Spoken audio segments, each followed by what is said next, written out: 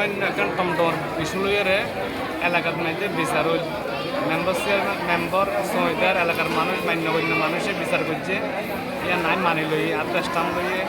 আর মা বাবার চেষ্টাম লইয়ে নাই মানি লই এরপরে তারা আর আবার মানে রাস্তার ধরিয়ে মাইজর ধরিয়ে আর টমটম মান লগিয়ে টমটম লজনের পরে আর সারিব মানুষে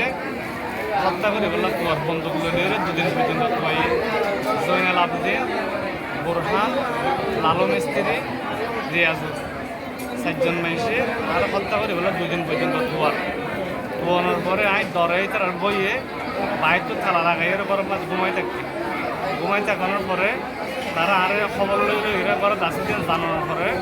ঘরে যায় দরজা ভাঙি দুয়ান দরজার সামনের খান ভিতরের খান ভাঙি হামলা করানোর পরে আর মা বাপ ভাই বোন মানে জোন আসিল বেগুনের বাজিয়ে দিচ্ছে জোন আমার অত্যাচার করছি এরপরে আরে বাইর তো নফাটা পান ভিতরে প্রতি হাড় মাংস প্রতি গিরা বুকইতে ফিট পর্যন্ত কমর গিয়া পর্যন্ত সাপ করে জোড়া জয়েন্টে ব্যথা উঠি আই লড়ি চড়ি না পারি এরপরে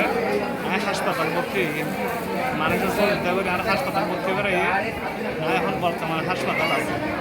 তারা আরে মারি ফেলে বললো এখনও হুমকিতে এখন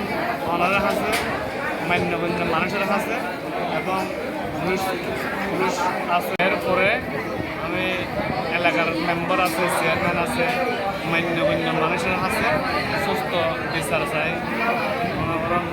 পুলিশ সুপার কাছে আমি আইন প্রয়োগ যারা আছে তাদেরকে আমি আকর্ষণ জানাচ্ছি আমার জন্য সুস্থ বিচারটা হয় এরপরে আমি যদি হাসপাতাল থেকে যাওয়ার সময় আমি থানাতে ওদের জন্য মামলা করব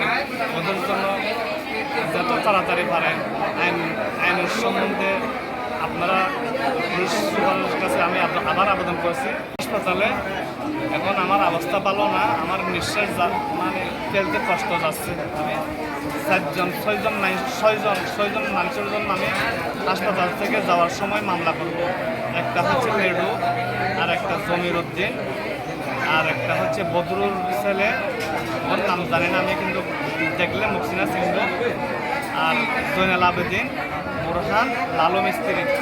ওদের জন্য আমি যাওয়ার সময় মামলা করব ওরা আমাকে হাসপাতালও মোবাইল করে হুমকি দিচ্ছে ওনাকে নাকি মার্ডার করতে মানে সহযোগিতা এদের কাছে ওগুলা কিন্তু আমি ঠিক জানি না